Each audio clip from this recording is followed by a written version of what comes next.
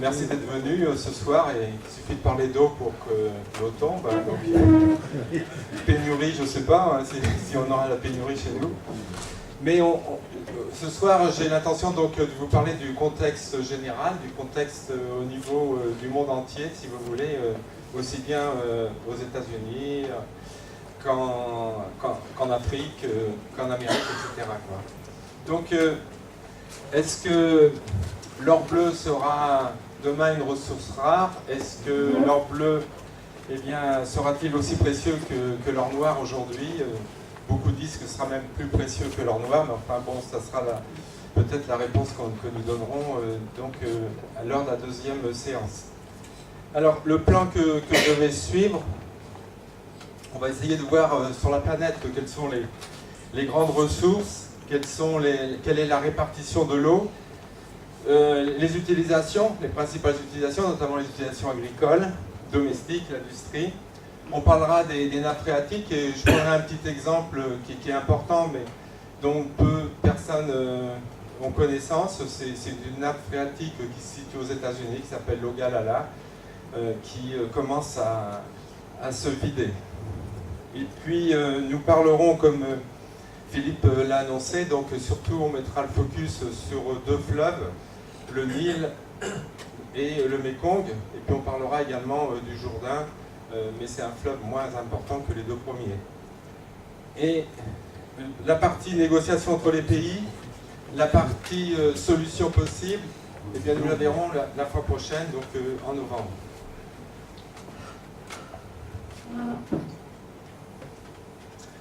Alors peut-être dans cette première partie, savoir où sont les ressources en eau.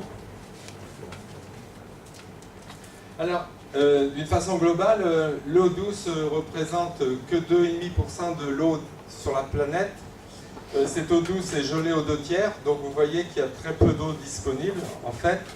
Et on peut en fait utiliser 1% de l'eau totale, même 0,75%. Mais c'est nécessaire d'avoir de l'eau salée, puisque l'eau salée nous permet d'avoir de l'évaporation des nuages et puis de la pluie. Les réserves mondiales sont passées de 16 800 m3 par personne en 1950 à 6 800 aujourd'hui, et avec la croissance démographique, donc ce qui est prévu, c'est 4 800 m3 par personne donc en 2025. Vous voyez une photo, c'est autour d'un puits, c'est en Inde. Donc vous voyez, il y a beaucoup de monde qui se bouscule pour pouvoir puiser de l'eau dans ce puits.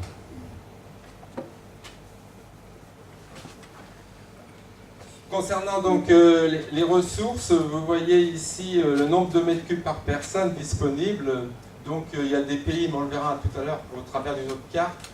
Il y a de nombreux pays qui sont bien pourvus, les pays du nord de la planète notamment, Canada, Russie, Norvège, et puis les pays d'Amérique du Sud. Par contre, c'est une évidence, les pays d'Afrique du Nord, par exemple, manque d'eau, les pays du Moyen-Orient, l'Inde et en partie la Chine également.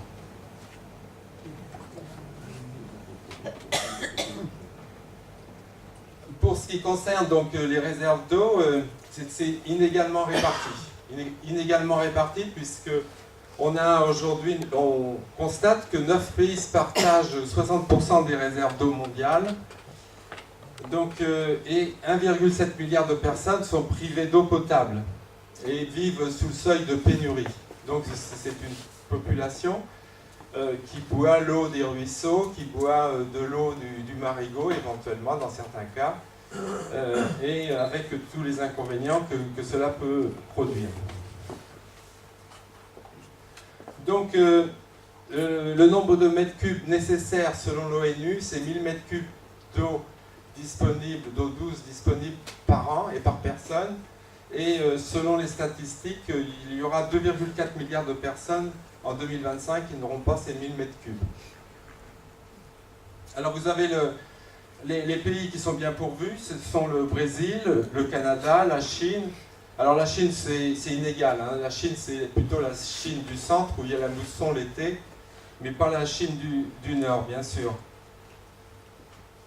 Vous avez également les États-Unis, mais là également c'est mal réparti, puisque les États-Unis en partie c'est le désert, il y a l'Arizona, le Nevada, la Californie, actuellement il y a des gros problèmes d'incendie d'ailleurs.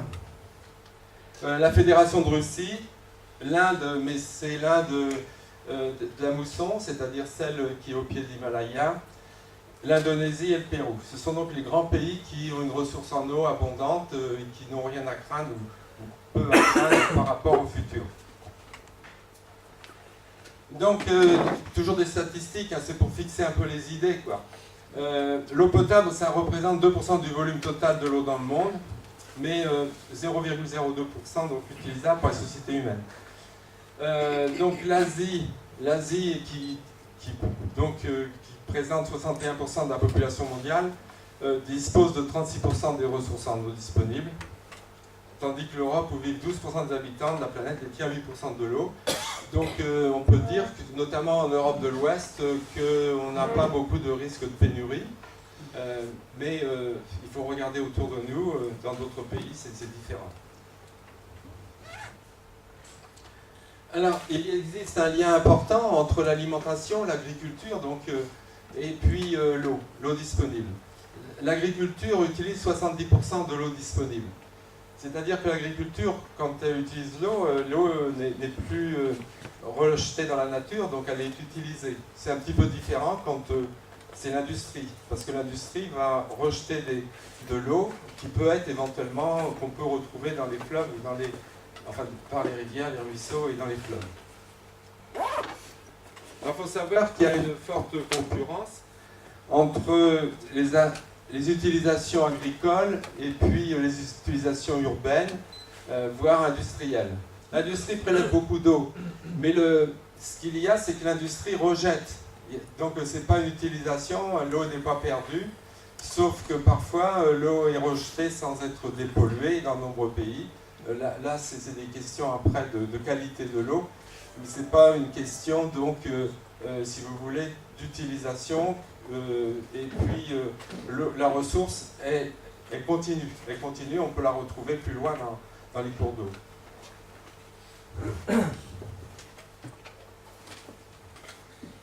Alors si on regarde en France, là c'est une statistique qui a été élaborée par l'ADEME, je crois. C'est la répartition, la consommation d'eau par foyer et par usage en France. Eh bien, on s'aperçoit qu'en moyenne, 39% de l'eau qui est utilisée en France, c'est l'eau qui sert aux bains, aux douches plutôt, plus exactement. Les sanitaires, c'est 20%, et puis cuisine 6%, et on ne boit pas suffisamment d'eau puisqu'on n'en boit que 1%.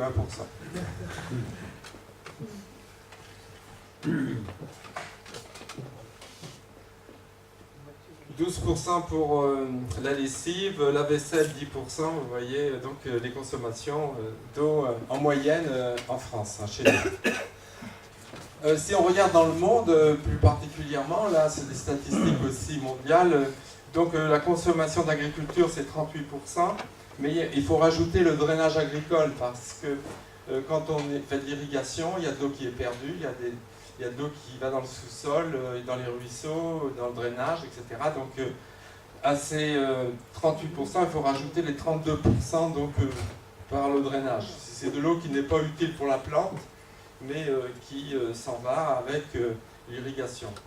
Notamment les méthodes d'irrigation modernes. Je ne parle pas des méthodes goutte à goutte, mais plutôt les asperceurs, quoi. Donc la consommation, comme j'ai dit, par l'agriculture, c'est 70%.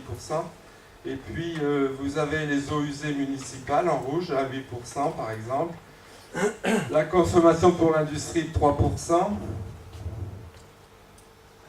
Donc voilà un peu la répartition selon donc, ces statistiques qui sont des statistiques d'organismes officiels. Si on regarde les pénuries dans le monde, dont j'ai parlé tout à l'heure, les 1000 m3 par exemple disponibles par habitant, cette carte elle montre là où sont les grandes pénuries d'eau qui se découpent en plusieurs variables. Il y a donc pas ou peu de pénurie d'eau en bleu. Donc on a vu les pays qui sont normalement pourvus, ou bien pourvus. Vous avez les pénuries physiques d'eau, c'est-à-dire le manque d'eau de pluie, par exemple, ou par les fleuves, en bleu. Non, pardon, en rouge, excusez-moi. Les pénuries physiques imminentes, ça veut dire que la population augmentant, donc la ressource étant ce qu'elle est, on va vers la pénurie, c'est plutôt en orange.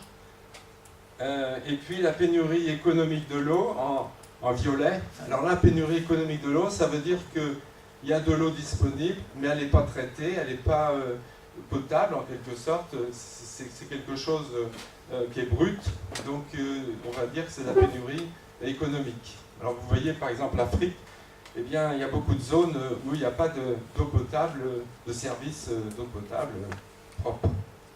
Alors en France, est-ce qu'on manque d'eau? Eh bien la réponse est non. La réponse est non, donc globalement on a de la pluie, on a de la neige, donc on a des eaux souterraines également. Après il y a des problèmes de qualité d'eau, hein. On sait que par exemple l'eau de la Loire à Nantes, ça a été dit que l'eau de la Loire elle contenait du paracétamol qui ne se dégrade pas dans les stations d'épuration, et puis la progestérone qui vient des pilules que prennent les femmes qui se retrouvent donc à Nantes dans l'eau que nous buvons. Et puis on sait par exemple que les poissons par exemple changent de sexe au bout de 2-3 ans quand ils sont dans la Loire, tout simplement parce qu'il y a des hormones qui changent la nature donc des poissons. Donc il y a une question de qualité bien sûr, mais on ne manque pas d'eau au niveau français. Et c'est le cas également, comme je vous l'ai dit tout à l'heure, au niveau de l'Europe de l'Ouest. Globalement, l'Europe de l'Ouest est bien pourvue. Même s'il y a des restrictions, comme on a eu depuis le mois de mai, nous avons des restrictions d'eau, tout est maintenant, je suppose, en Loire-Atlantique, en Vendée, même dans le Morbihan, ça a été le cas cette année. Alors, bien sûr, depuis quelques années, avec le réchauffement climatique, eh bien, on observe effectivement des périodes de sécheresse avec des restrictions d'eau qui sont données donc, régulièrement.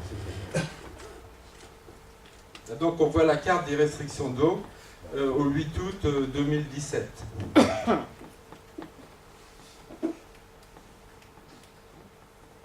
Alors comment évoluent les ressources? On va essayer de voir un petit peu qu'est-ce qui se passe depuis plusieurs années. Alors, d'abord, on a pompé dans les rivières. La première chose qu'on a faite, c'est pomper dans les rivières. On le fait encore, bien sûr. Mais on s'aperçoit qu'il y a des erreurs qui ont été commises, des graves erreurs. Ici, j'en ai répertorié 4. Par exemple, en Chine, dans le nord de la Chine, on a pompé dans ce qu'on appelait le fleuve jaune. Et le fleuve jaune, eh bien, il est à sec l'été, c'est-à-dire que dans le delta, il n'y a plus d'eau qui va à la mer, tout simplement parce qu'on pompe trop d'eau et puis il n'y a pas suffisamment de précipitations. À ça se rajoute qu'on pompe dans une nappe phréatique, qui est une nappe phréatique fossile, et cette nappe phréatique fossile, eh bien, elle diminue et puis elle va disparaître dans les prochaines années. Le lac Tchad en Afrique faisait 26 000 km² en 1960, il en fait plus que 1500 aujourd'hui. Vous voyez la restriction du lac Tchad. Les photos satellites le montrent. Hein. La mer d'Aral, vous avez tous entendu parler, mais là je vais passer un petit film qui explique pourquoi cette mer d'Aral a disparu, ou presque disparu. 68 000 km² en 60. Donc elle fait plus que 1,5, attendez, non, ce sont les apports. Les apports 50 km³ en 1960, 1,5 aujourd'hui. La mer d'Aral, c'est une mer intérieure qui était alimentée par 2 fleuves, l'Amour d'Aria et puis, je ne me souviens plus, l'autre fleuve qui s'appelle Amour aussi, qui donc alimentait cette mer. Mais dans les années 50-60, avec l'URSS, chaque province de l'URSS se spécialisait dans des productions agricoles. Et l'Ouzbékistan, qui est très bien placé pour produire du coton, parce que le coton, il lui faut un climat sec au moment de la récolte, au mois de septembre-octobre. Il ne faut pas de pluie, sinon la fibre elle se détériore, donc elle n'est plus utilisable pour l'industrie textile.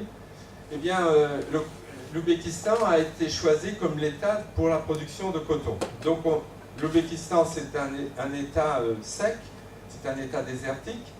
Donc on a cultivé dans le désert du coton sur des milliers d'hectares, dizaines de milliers d'hectares, et même encore aujourd'hui, en Ouzbékistan, en septembre-octobre, il n'y a pas d'école parce que tout le monde fait la récolte du coton, qui est la première ressource et qui occupe environ 30% de la main-d'œuvre. Alors, donc la mer d'Aral, ensuite le fleuve Arkansas, 1200 km à sec, donc aux États-Unis, et puis le lac Owens qui diminue progressivement. C'est un lac aussi qui a été construit sur le Colorado et qui sèche inexorablement. Alors là, je vais vous passer un tout petit clip vidéo qui montre l'Ouzbékistan. Qu'est-ce qui se passe? Le coton est le troisième plus gros consommateur d'eau de la planète, devant les fruits et légumes.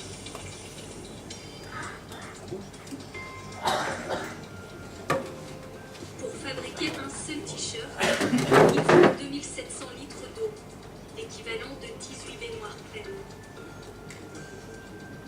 Et dans certains pays, cela a eu des conséquences irréversibles. Au cœur de l'Asie centrale, l'Ouzbékistan est l'un des principaux producteurs de coton. Vous entendez? 3,5 millions de tonnes chaque année, et un environnement qui en a fait les frais.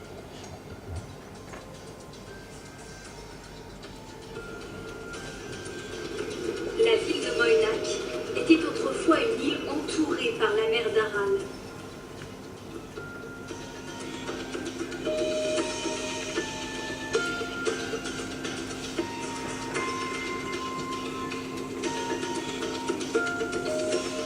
Mais au début des années 60, son eau est pompée via des grands canaux pour irriguer les nombreux champs de coton du pays.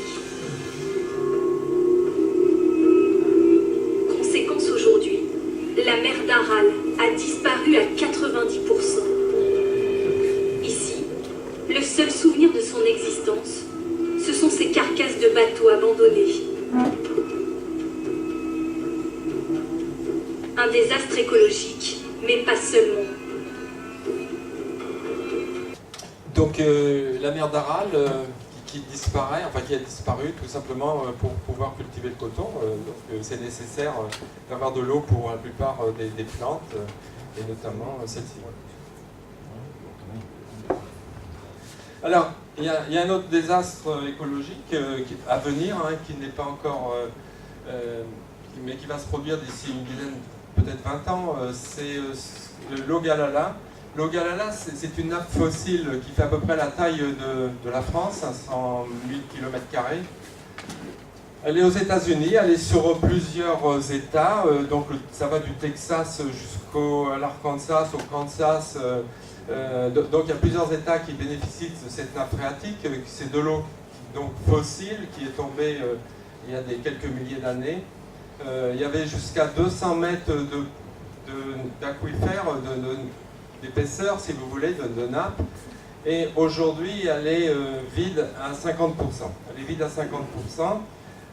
Et elle diminue de 35 cm par an.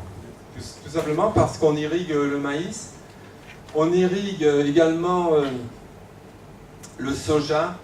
Donc on a ce qu'on appelle la Corn Belt américaine, qui nous fournit en soja. Donc il y a des bateaux de soja qui viennent jusqu'à Montoire, qui viennent de ces régions. Donc les Américains pompent et puis l'eau diminue. Alors il y a déjà des communes, des villes qui n'ont plus d'eau, parce que c'est pas uniforme. Il y a des endroits où il y a 200 mètres, il y a encore 100 mètres d'aquifère, et puis dans des endroits il n'y en a plus 0 ou 1 mètre ou 2 mètres. Mais c'est irrémédiable, puisqu'elle ne se renouvelle pas. Donc, au niveau des solutions, Obama a négocié avec le Canada pour éventuellement faire un canal qui amènerait l'eau des Grands Lacs pour recharger la nappe aquifère. Les Canadiens ne veulent pas, parce que si on pompe dans les Grands Lacs, le lac Erie va baisser, et puis il n'y aura plus de chute du Niagara. Donc les Canadiens se disent pourquoi touristiquement c'est intéressant pour nous d'avoir les chutes du Niagara, premièrement. Et puis deuxièmement, ils disent demain avec le réchauffement climatique, on sera bien placé pour produire plus de nourriture, et éventuellement on aura peut-être besoin de l'eau pour irriguer. Alors donc pour l'instant c'est resté comme ça. Mais les agriculteurs, nous on en rencontre de temps en temps des fils ou des filles d'agriculteurs à l'ESA à Angers qui viennent faire des formations. Et ils disent, bien, nos grands-parents sont venus travailler ici, ils se sont installés là, mais demain, peut-être qu'ils s'installeront au Paraguay, en Argentine, au Brésil. Donc ils ont encore l'esprit pionnier, les Américains, et donc ils ne se soucient pas tellement, enfin pas suffisamment de la disparition de l'Ogallala. Donc il en reste encore pour 50 ans, mais ce n'est pas uniforme. C'est évident qu'il y aura d'autres régions qui seront asséchées avant les dernières. Alors cette région, si vous voulez, elle était connue auparavant parce qu'il y avait des grandes prairies, puis il y avait des bisons. Et puis on a labouré on a tué les bisons et on a labouré les champs. Mais le gros problème, c'est que ça passe comme... c'est un peu du Mistral, si vous voulez, l'hiver. C'est-à-dire que le Canada est froid, l'air est froid, et puis le golfe du Mexique est chaud. Donc il y a en permanence du vent. En permanence du vent qui va du Canada vers le golfe du Mexique. Et il entraîne donc toute la terre arable qui a été labourée peut partir avec le vent. Alors donc il est nécessaire dans ces régions là que j'ai évoquées, d'irriguer ou d'arroser les terres l'hiver pour éviter que la terre s'en aille. Et là c'est une photo qui a été prise, c'est ce qu'ils appellent le Dust Bowl, c'est-à-dire en quelque sorte ce sont des nuages de poussière qui sévissent de temps en temps. Et là toute la terre arable s'en va, vous voyez, et ça asphyxie les animaux, et les gens, s'ils ne sont pas bien protégés, ils sont asphyxiés en même temps. Les surfaces irriguées dans le monde marquent le pas, c'est-à-dire qu'on arrive à un maximum plutôt, et il y a très peu de possibilités d'augmentation. Enfin, il y en a encore un peu, mais pas beaucoup. Alors, c'est pour ça que de plus en plus, les pays parlent d'eau virtuelle, c'est-à-dire importer avec la nourriture l'eau qui est nécessaire pour produire les plantes. L'eau virtuelle, ça veut dire que, par exemple, si on prend 1 kilo de blé, le blé, il a consommé 1100 litres par kilo produit.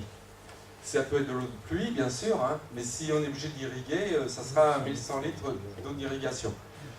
Le porc, pour 1 kilo de porc, c'est 4500 litres. Pour le bœuf, c'est 13 500 litres, parce que le bœuf, il faut 3 ans, 4 ans pour avoir 1 kilo de bœuf, pour qu'il soit donc abattu.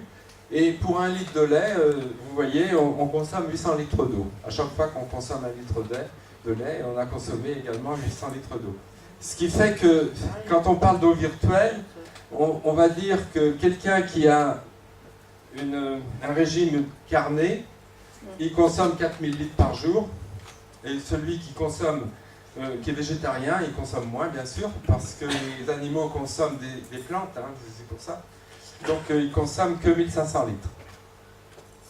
Et ce qu'il y a, si vous voulez, on va le voir avec cette carte, c'est que les Américains, par exemple, hein, ils ne sont pas les seuls, hein, mais les Américains qui, vous voyez, la Corn Belt, l'Ogallala, etc., eh bien ils exportent cette eau virtuelle en exportant leur soja voire leur maïs.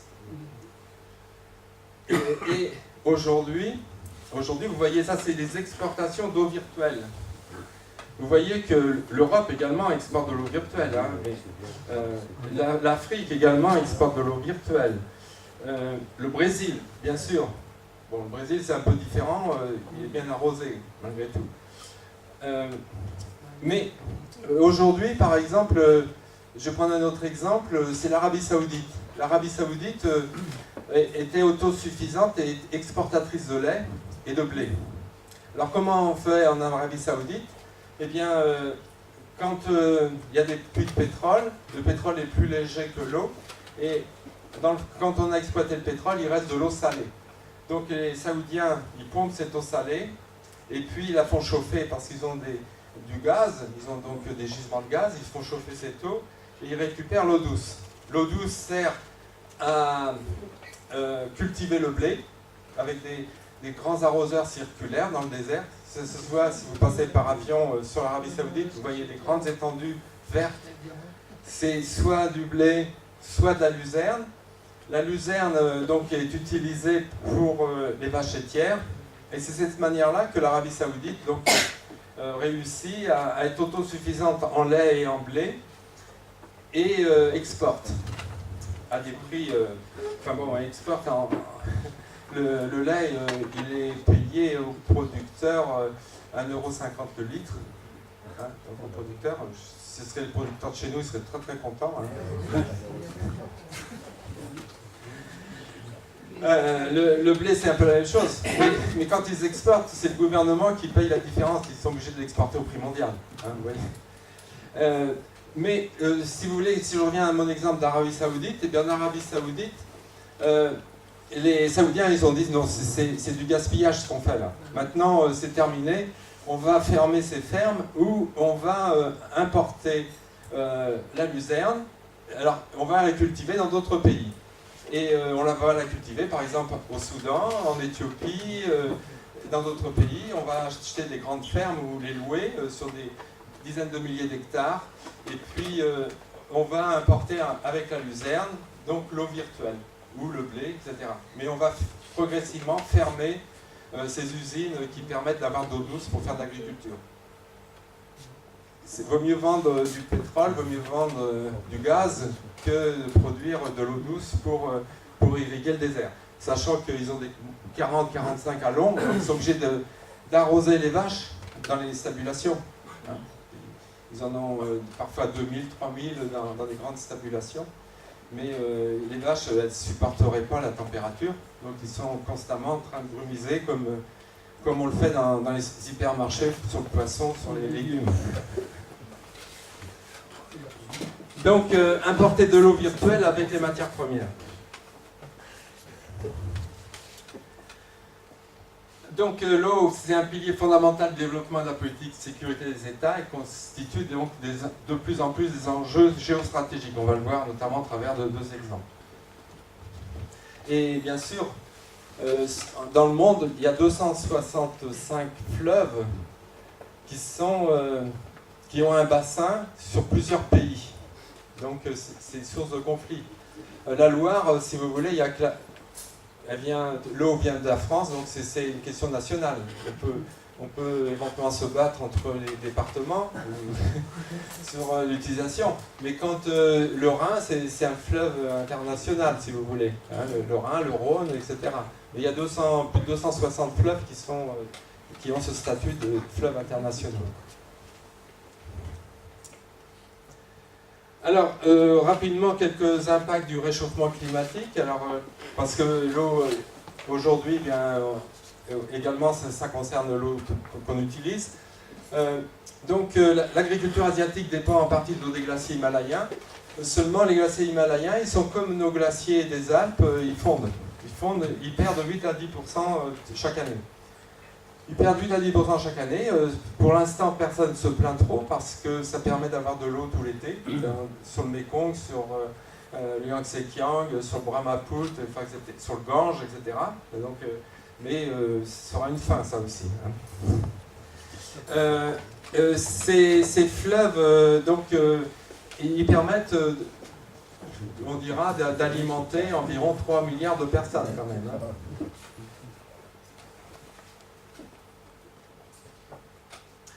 Donc le plateau tibétain, qui est le château d'eau et le système nerveux de l'Asie, vous voyez les grands fleuves là, qui descendent sur l'Asie et qui prennent leur source sur le plateau himalayen, donc en Chine.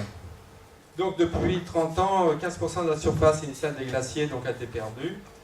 Et puis, on estime qu'il y a 3 milliards de personnes quand même qui dépendent de l'eau qui descend de ces glaciers, en partie de ces glaciers.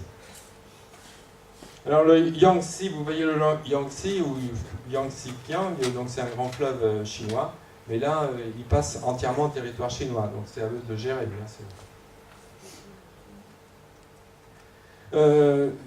Des statistiques que vous connaissez sans doute, donc le niveau probable d'augmentation du niveau de la mer d'ici 2100, donc aujourd'hui on est autour de 1 mètre, 1 mètre 10. Hein. Ça c'est des statistiques un peu anciennes. On pensait il y a 15 ans que c'était au 0,4 mètres, mais là on est déjà à 20 cm. Donc on sera plus proche vraisemblablement de 1 mètre, 1 mètre 20, voire plus. Ce qui veut dire que les deltas qui produisent beaucoup de nourriture, eh bien, ils seront les premiers concernés, puisque les deltas, donc, ils sont au niveau de la mer, ou à 1 mètre ou 2 mètres au-dessus du niveau de la mer. Et donc, il y aura des gros problèmes. Alors, bien sûr, ça concerne la Camargue en France, ça concerne la quasi-totalité des Pays-Bas, bien sûr, la Roumanie avec le delta du Danube, et puis, bien sûr, le delta du Nil, delta du Mékong, l'Indus, etc. Et ça également qui commence à poser des problèmes, c'est que toutes les grandes villes, ou 16 des grandes villes mondiales, sont au bord de la mer. Elles ont été construites au bord de la mer parce que c'était les zones de développement économique, les ports, etc. Donc toutes ces grandes villes sont à des niveaux au-dessus du niveau de la mer très faibles.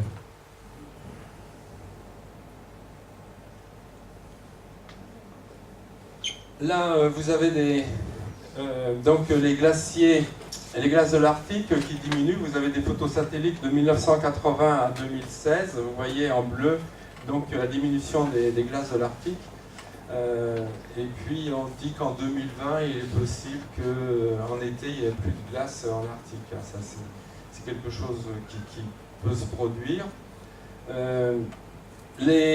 L'Antarctique également, donc qui diminue. C'est plus grave en Antarctique parce que l'Antarctique, c'est de la glace qui est au-dessus qui est sur la Terre. Donc automatiquement, tout ce qui diminue fait monter le niveau de la mer. Alors qu'en Arctique, ce sont des glaces qui sont déjà dans l'eau. La grande majorité des icebergs sont immergés. Donc ça n'augmente pas forcément le volume. De toute façon, par contre, il est évident, le Groenland, on dit que c'est 7 mètres. Si toutes les glaces du Groenland fondaient, c'est 7 mètres. Il y a eu des incendies au Groenland cette année, hein, dans la tourbe. Il y a des Canadiens qui ont été pour éteindre les incendies. On parle des incendies en Portugal et en Espagne actuellement. Donc l'Antarctique, on dit que c'est 3 mètres de niveau de la mer qui augmenterait. Enfin, bien sûr, ça ne va pas se faire en une journée ou en une année, heureusement. Et puis, si on regarde en France, eh bien voilà les zones qui seraient les plus touchées. Les zones les plus touchées, ce sont en grande partie, une partie de la Loire-Atlantique quand même, notamment le sud Loire-Atlantique. Mais surtout la Vendée, ce qu'on appelle le marais mouillé, la baie d'Aiguillon, des choses comme ça. Il faut savoir que Luçon autrefois c'était un port maritime, donc il pourrait revenir port maritime. Et puis vous avez également les Landes, et puis toute la partie Roussillon-Camargue, qui sont vulnérables au plan d'augmentation du niveau de la mer. Et puis, autre phénomène du réchauffement climatique, mais qu'on connaît maintenant, ce sont des sécheresses qui sont plus longues et plus répétées. Ce sont les typhons et les cyclones qui sont parce que, si vous voulez, le réchauffement climatique fait que, effectivement, la température de l'air augmente. Mais ce qu'on oublie, c'est que la mer absorbe une grande partie de cette chaleur et la mer est de plus en plus, la température moyenne de l'eau de mer est plus élevée. Étant plus élevée, elle nourrit en puissance les cyclones. C'est pour ça que On a eu des cyclones niveau 5 là, cette année avec Irma, et puis tout un défilé de cyclones chaque année maintenant, qui sont de plus en plus dévastateurs. C'est la chaleur de la mer qui permet d'avoir des cyclones plus forts. Et oui, mais c'est une solution, j'aurais pu garder cette diapo pour la prochaine fois. Une solution, c'est à Manhattan. Donc à Manhattan, en 2018, il est prévu de construire un mur au sud de Manhattan pour éviter les inondations causées par à la fois le niveau de la mer, par les grandes marées, et puis le vent qui favorise les inondations dans le sud de Manhattan. Alors, donc on va passer maintenant aux facteurs de conflit, des rivalités préoccupantes. Hein, donc on passe plus en détail sur le sujet de cette intervention. Et je vais prendre comme exemple, il y a deux exemples intéressants qui pourraient être reproduits sur d'autres régions. On va prendre le Nil. Alors, le Nil, c'est donc le deuxième fleuve au monde. C'est 11 pays qui sont traversés, qui sont concernés par le Nil. Et puis, on a donc le Nil blanc et le Nil bleu, on va voir. Qui constituent. Donc, le Nil, c'est 6700 km hein, de longueur. Donc, voilà le bassin du Nil qui commence donc au Rwanda, tout en bas, Rwanda, Tanzanie, Kenya, Ouganda. Ensuite, on a l'Éthiopie, le Soudan, l'Érythrée, une partie de l'Érythrée, et puis ensuite l'Égypte. Donc 11 pays concernés. La première source du Nil, c'est ce qu'on appelle le Nil blanc, qui fournit 30% de l'eau du Nil, et qui vient de très loin, puisque ça vient même du lac Victoria, que vous voyez ici. Et puis la deuxième source d'eau du Nil, c'est le Nil bleu qui couvre 70%. Donc 70% de l'eau du Nil vient des plateaux d'Éthiopie. Vous voyez ici, à droite, là. Et donc le Nil par lui-même, ensuite en vert. Donc 11 pays qui sont traversés. Alors, pour comprendre la problématique de l'eau du Nil, il faut se souvenir qu'en 1929, il y avait un protectorat britannique sur l'Égypte, et puis les pays en amont étaient pour la plupart des pays colonisés par... j'ai mis un protectorat britannique, hein, c'est ça? Oui, et les pays en amont étaient également colonisés par la Grande-Bretagne. Donc en 1929, la Grande-Bretagne réunit tous les gens, les pays de ces contrées, et puis leur fait signer un traité. En gros, c'est ça, quoi. Leur fait signer un traité qui affirme la primauté de l'Égypte sur le Nil. En 1959, il y a un accord. Alors là, en 1959, un nouvel accord qui est signé entre deux pays. Deux pays qui sont donc le Soudan et puis l'Égypte. Et ils s'octroient, les autres pays sont exclus de cet accord. Ils ne sont pas convoqués, ils ne veulent pas signer, etc.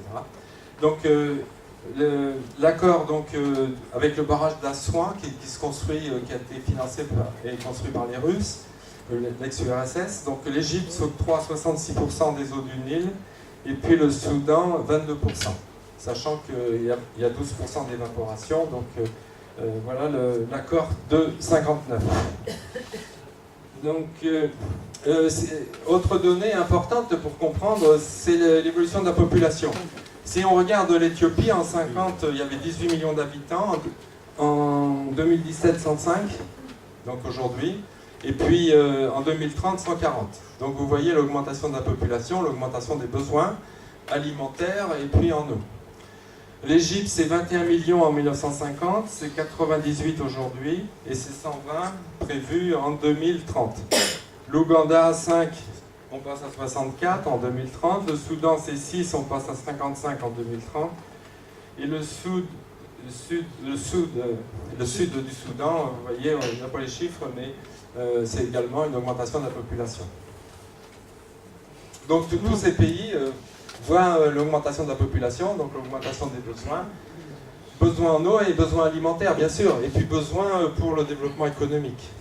Alors, là, c'est une citation de l'ancien président égyptien, donc Morsi, qui a dit toutes les options sont ouvertes, et si une seule goutte du Nil est perdue, notre sang sera la seule alternative. » Donc il a averti notamment les autres pays pour éviter qu'ils s'accaparent les eaux du Nil. Donc bien sûr, l'eau est vitale, l'eau du Nil est vitale, et vous avez des pays, je prends de l'Éthiopie par exemple, on va le voir tout à l'heure en détail, l'Éthiopie qui prévoit la construction de 36 barrages. 36 barrages, ils ne vont pas le construire sur le Nil, mais ils vont construire sur les rivières qui alimentent le Nil. Donc, vous voyez, c'est un peu la même chose, quoi. La Tanzanie envisage de pomper dans le lac Victoria pour irriguer 600 000 hectares. Bon, comme le Nil blanc prend sa source dans le lac Victoria, on peut imaginer ce qui peut se passer. Donc l'Ouganda a aussi des projets. Voilà. Donc en Égypte, on dit que l'Égypte est un don du Nil et le Nil est un don pour l'Égypte. Donc voilà, l'Égypte a besoin du Nil. L'Égypte dépend de 95% pour son eau du Nil. Hein, il pleut très peu, donc ça permet de cultiver, ça permet donc de s'alimenter, et puis c'est une source également d'énergie. Donc sur le Nil, on a des barrages gigantesques, on va le voir. Donc il y a le barrage d'Assouan qui a été construit à partir de 1959, et puis aujourd'hui, donc il y a un nouveau barrage très gigantesque en Éthiopie. C'est également des zones de grande irrigation. Donc on voit ici une photo où on a des surfaces irriguées, vous voyez, de désert, donc, qui utilisent l'eau du Nil. Donc c'est très coûteux en eau, hein, pour avoir des cultures. On voit que les terres arabes irriguées en Éthiopie, c'est 2,2%. Et l'Éthiopie, c'est un pays qui a connu des famines, qui connaît périodiquement des famines. Donc la population augmente, il faut produire plus de nourriture. Donc les Éthiopiens qui reçoivent l'eau se disent pourquoi pas nous, pourquoi pas l'utiliser pour améliorer notre auto-approvisionnement. Le Soudan, c'est 9,6%. Et puis l'Égypte, c'est 100% des terres qui sont irriguées. Alors, aujourd'hui, il y a un problème puisque l'Éthiopie construit un immense barrage qui est presque terminé, hein, qui va bientôt commencer à se remplir, qui s'appelle le barrage de la Renaissance. C'est un barrage du même taille que le barrage d'Assouan, que le lac Nasser, le barrage d'Assouan. Ce barrage, il se fait donc sur le Nil bleu. Il est prévu de s'achever cette année. Sa hauteur 170 mètres, sa largeur 1,8 km. Donc c'est un barrage énorme qui va mettre 10 ans pour se remplir. Ce barrage, il est fait pour produire de l'électricité dans un premier temps. C'est-à-dire l'Éthiopie qui a un taux de croissance de 5 à 6% chaque année, donc a besoin de plus en plus d'énergie et veut utiliser les eaux du Nil pour produire son électricité.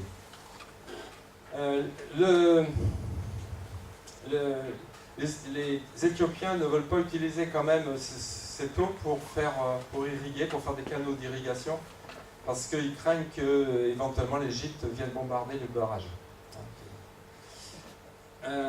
Donc ils se limitent à l'utilisation pour l'électricité, parce que là, dans ce cas-là, on rejette l'eau. On rejette l'eau à l'extérieur.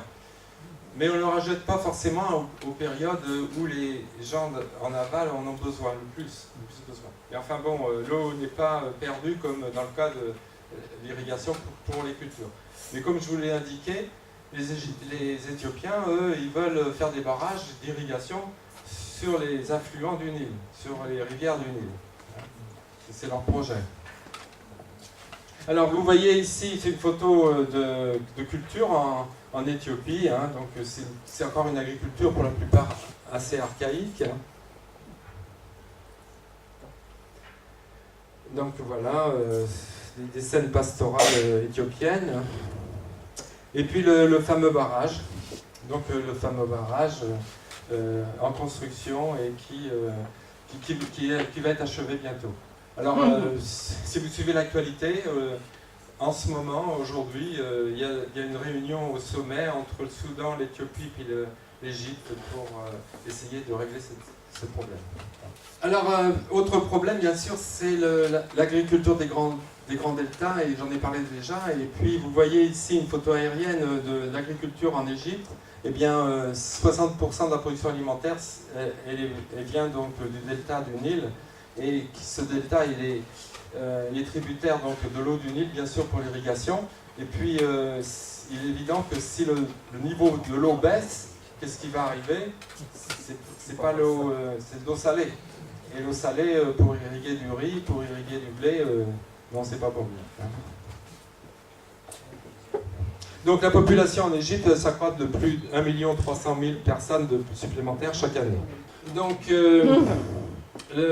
l'Éthiopie ambitionne de devenir le premier producteur d'électricité du pays africain. Donc voilà, ils ont de l'eau, ils ont des collines, ils ont des vallées à exploiter dans ce domaine. Et puis comme je vous l'ai dit, un grand barrage, plus des petits barrages, etc. C'est leur ambition et donc ils font tout pour construire ces barrages. Bon, autre impact de ce barrage hein, que vous voyez ici, c'est que les sédiments qui nourrissaient le lac Nasser resteront dans le lac de la Renaissance. Les sédiments, et le lac Nasser fait vivre des centaines de pêcheurs. Les poissons se nourrissent des sédiments qui arrivent par l'eau du Nil. Et là, donc, ils seront filtrés et ils resteront plutôt dans le lac de la Renaissance. Donc voilà, si vous voulez, pour le Nil.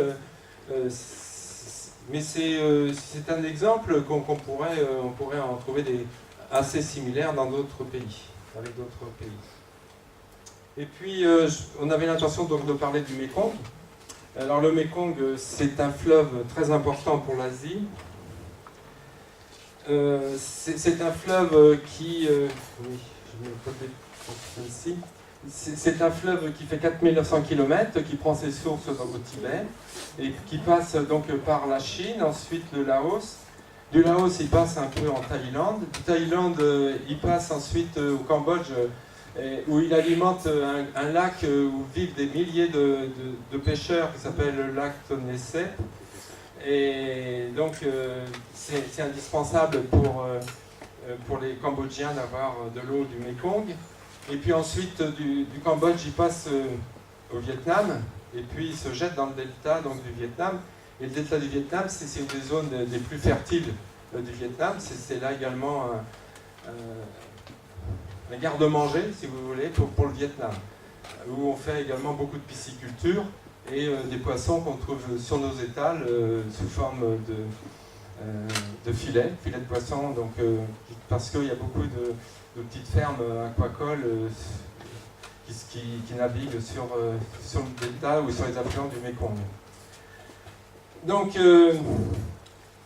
voilà, son bassin versant couvre 800 000 km², c'est-à-dire une fois et demie la France. Très grande diversité biologique et humaine, donc ça commence avec les moines tibétains, donc les bouddhistes tibétains, donc au Tibet, les pêcheurs, les commerçants birmans, les pêcheurs cambodgiens, Luang Prabang au Laos, une très belle ville ancienne et magnifique.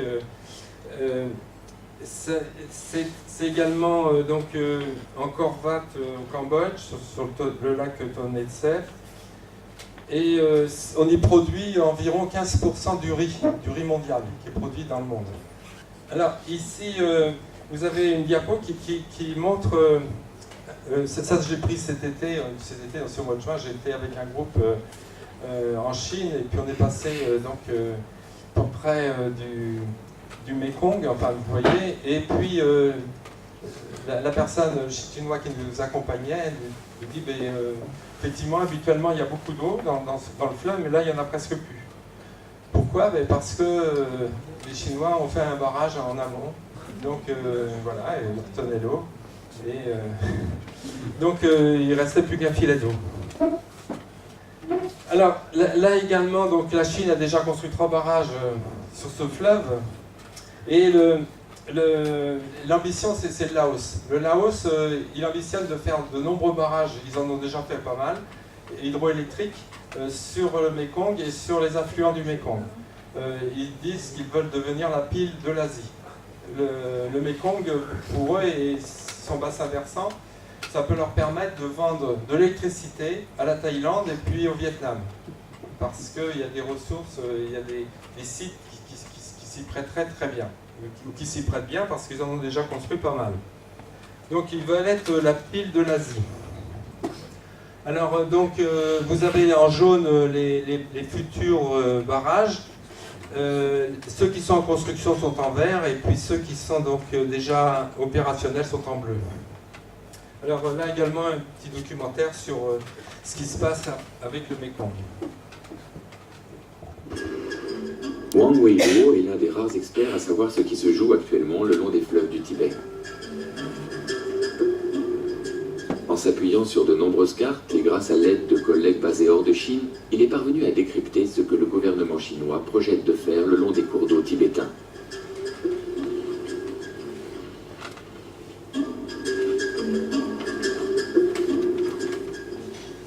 Rien que sur le cours supérieur du Yangtze, du Mékong et de la Salween, on peut dénombrer près d'une centaine de barrages. Chaque trait représente un barrage déjà construit, en construction ou en projet. Nulle part dans le monde, on en trouve une telle concentration.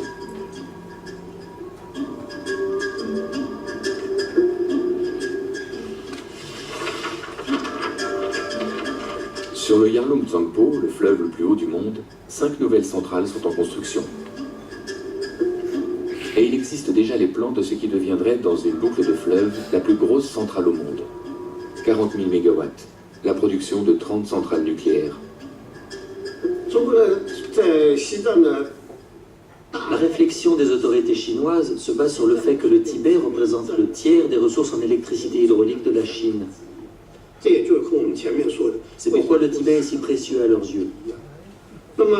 Et l'objectif qu'elles se sont fixés, c'est que ces ressources hydrauliques soient entièrement exploitées d'ici 20 ans.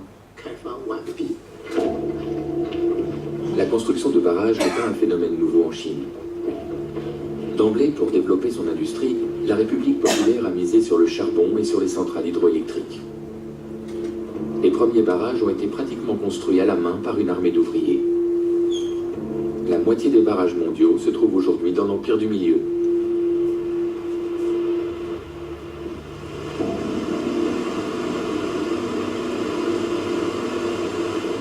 Actuellement, les fleuves chinois sont tous régulés par des lacs de retenue, et il devient difficile de trouver de nouveaux sites pour en réaliser d'autres. Conséquence, les projets se déplacent de plus en plus vers l'ouest, en direction du Tibet. Seulement, il est beaucoup plus risqué d'aménager une retenue dans une zone de haute montagne.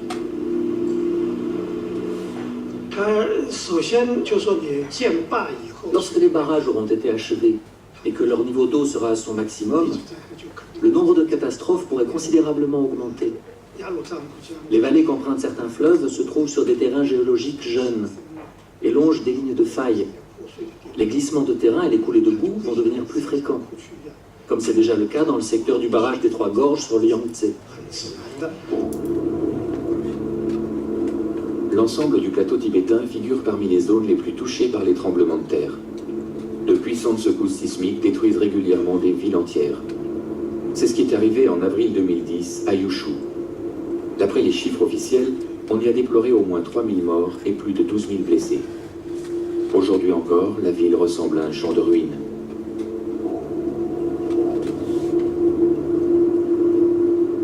Que se serait-il passé si un barrage s'était trouvé là? Et s'il s'était écroulé?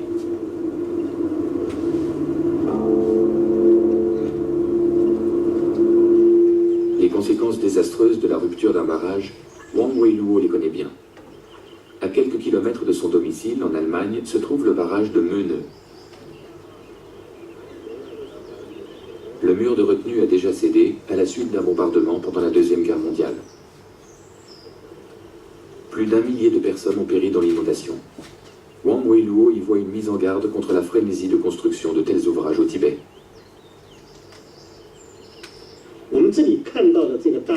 Ce barrage-ci n'est pas très haut, il mesure 30 mètres seulement.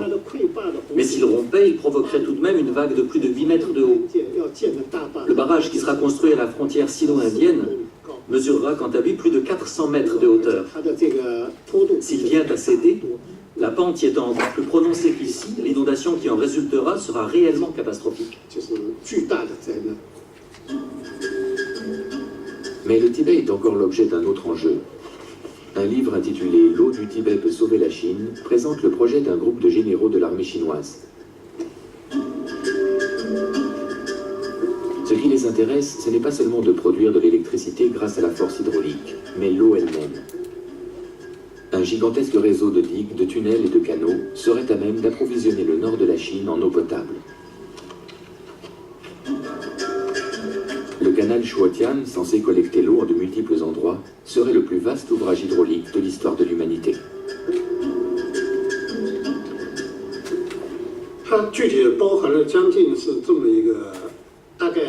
Cela reviendrait à détourner chaque année du Tibet environ 300 milliards de mètres cubes d'eau. Il faudrait l'acheminer jusque dans le nord de la Chine et jusqu'à Pékin, en passant par le lac Qinghai ou en empruntant la vallée du fleuve Jaune. Voilà en gros le projet. 300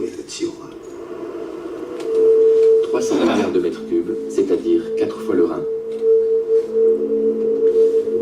Les puissants fleuves qui prennent leur source au Tibet pourraient ainsi pallier le manque d'eau et la sécheresse des grandes métropoles chinoises.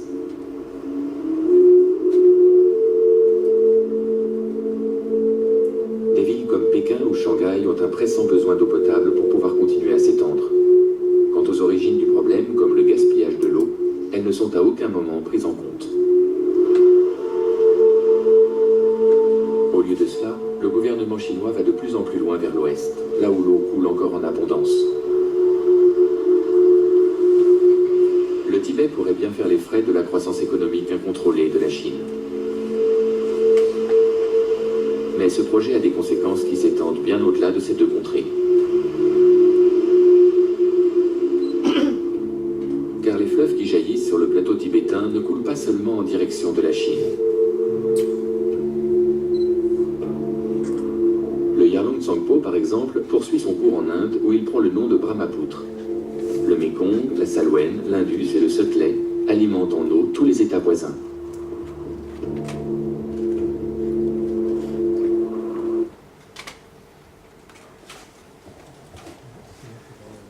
Donc, vous voyez que le Tibet qui est le château d'eau un peu de la planète, hein, donc il est sujet à beaucoup de convoitises, et puis que les Chinois qui disent ben, l'eau tombe sur le Tibet, c'est de l'eau trop et on peut en faire ce que l'on veut.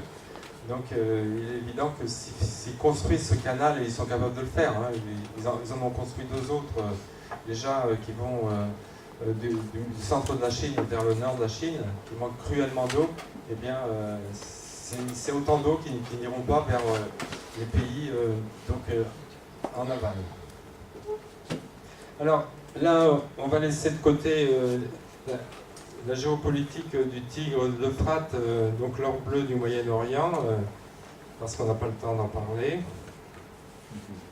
Donc je vais parler rapidement du Jourdain. Le Jourdain, donc c'est un fleuve qui prend ses sources sur le plateau du Golan, du Golan qui est occupé par l'armée israélienne. Ce plateau du Golan reçoit l'eau du Jourdain, et puis ensuite le Jourdain passe en Syrie et ensuite alimente donc le lac Tibériade et alimente également donc les cultures. Il est utilisé beaucoup pour l'irrigation, et notamment en Jordanie et puis en Israël, puisqu'ils se sont partagés l'eau du Jourdain. Par contre, vous voyez qu'il passe en Israël, mais il passe surtout en Cisjordanie, donc les territoires arabes de Cisjordanie.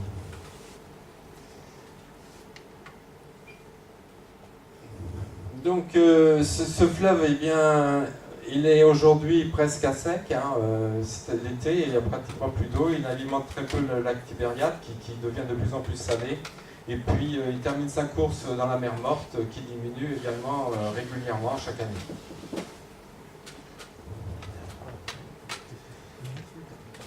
Donc la mer Morte, 810 km², donc, qui se situe donc, en Israël, une partie en Israël, en Cisjordanie et en Jordanie. C'est une mer qui est très salée, hein, comme vous le savez, et qui diminue donc de volume chaque année. Donc, et qui est très... où on voit des îlots de sel qui se promènent, enfin qui naviguent sur cette mer. Donc vous avez donc le débit du Jourdain qui est de 500 millions de mètres cubes au sortir du lac de Tibériade et 1400 millions de mètres cubes à son embouchure dans la mer Morte. Mais dans les faits, c'est-à-dire avec l'exploitation du fleuve, le débit n'est plus que de 7 millions de mètres cubes à Tibériade et 160 dans la mer Morte.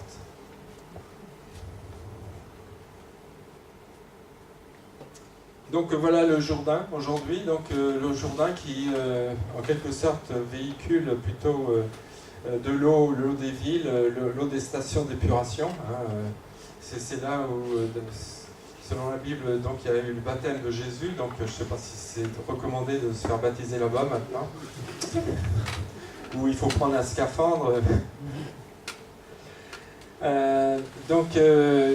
Ce qui se passe également au niveau géopolitique, vous avez l'autorité palestinienne, donc avec la Cisjordanie, qui revendique de l'eau pour pouvoir cultiver également, mais qui n'a pas le droit au chapitre ou très peu.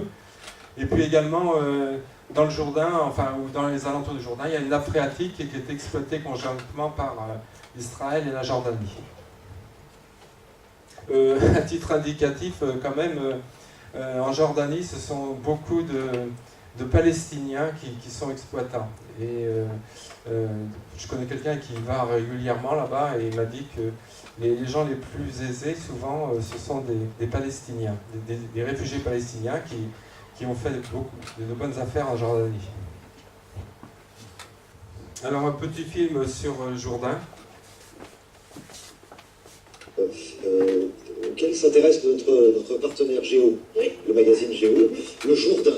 Et alors, qu'est-ce qui se passe du côté du Jourdain et comment on va pouvoir arrêter tout ça? Eh bien, le Jourdain est en train de s'assécher de manière très inquiétante, puisqu'en 60 ans, il a diminué de 90%. Et le Jourdain, vous savez, c'est le fleuve sacré, c'est le fleuve dans lequel a été baptisé Jésus. Enfin, pas que, bien sûr, mais c'est un fleuve extrêmement important. Il fait 360 km et il dessine vraiment la frontière entre trois pays qui sont donc Israël, Palestine et Jordanie. Et donc ce fleuve alimente, en tout cas, il est vraiment le principal réservoir d'eau pour ces trois pays qui se situent dans une région extrêmement aride et qui ont un besoin en eau extrêmement important aussi, entre autres, pour l'agriculture. Mais le problème, il est beaucoup plus complexe, parce que le partage de l'eau, évidemment, ça provoque des tensions.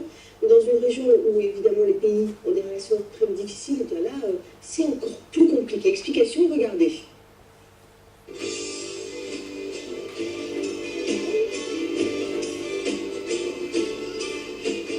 Aujourd'hui, le fleuve du Jourdain s'assèche de manière assez spectaculaire. Quelles sont principalement les raisons?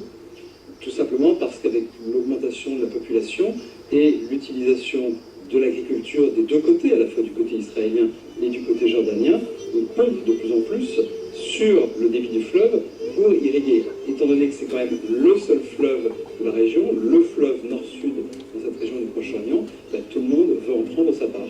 Aujourd'hui, c'est vraiment un enjeu, on va dire, politique. Ce n'est pas le fleuve lui-même qui est un enjeu politique, au contraire, Israël et Jordanie coopèrent très bien sur le partage de l'eau. Et ce partage à peu près 50% pour Israël et 50% pour la Jordanie. Le problème du Jourdain, en termes politiques, c'est plutôt le fait que dans un éventuel accord de paix qui verrait la création d'un État palestinien indépendant, alors que faire de cette vallée du Jourdain que les Israéliens souhaitent toujours pouvoir contrôler pour des raisons militaires, mais aussi pour des raisons économiques, parce qu'il y a beaucoup de productions agricoles, ou aussi pour des raisons politiques, parce qu'il y a des implantations, ce qu'on appelle parfois des colonies. Et de son côté, la Jordanie préférerait que ce soit quand même les Israéliens qui contrôlent cette future frontière, dans le Jourdain, parce qu'ils ne souhaitent pas forcément que ce soit les Palestiniens qui la contrôlent. Aujourd'hui, il y a apparemment un plan de réhabilitation et les premières infrastructures qui seraient opérationnelles pour justement faire que le Jourdain remonte un peu. Aujourd'hui, les enjeux économiques sur le Jourdain sont beaucoup moins forts qu'ils étaient il y a une dizaine d'années. Pourquoi ? Parce qu'aujourd'hui, le problème de l'eau dans cette région commence à se poser de manière très différente en raison des techniques de désalinisation de l'eau de mer auxquelles Israël a de plus en plus recours. Au résultat, le lac de Tibériade qui alimente le Jourdain, qui alimente au nord ce fleuve, joue un rôle de moins en moins important dans la distribution d'eau pour l'agriculture et la population israélienne. L'ensemble de ce bassin avec la mer Morte, c'est un enjeu suffisamment symbolique et suffisamment connu pour que la communauté internationale s'y intéresse. En 2004, on pouvait encore, depuis la route, marcher et se baigner quelques dizaines de mètres plus loin dans la mer Morte. Aujourd'hui, il faut prendre un petit train et faire 1 kilomètre pour aller se baigner tellement elle a descendu en 10 à 12 ans. Les Israéliens et les Jordaniens se sont accordés pour signer un accord de principe pour la construction de ce canal qui va aller de la mer Rouge à la mer Morte, mais qui mettra des années et des années avant de voir le jour. Oui, c'est ça. Donc, affaire à suivre. Affaire à suivre. Donc voilà. On n'a pas le temps de parler du Bangladesh, bien sûr, ce serait intéressant. Bangladesh, 80 millions de personnes qui vivent au-dessus d'1 mètre ou 2 mètres au-dessus du niveau de la mer.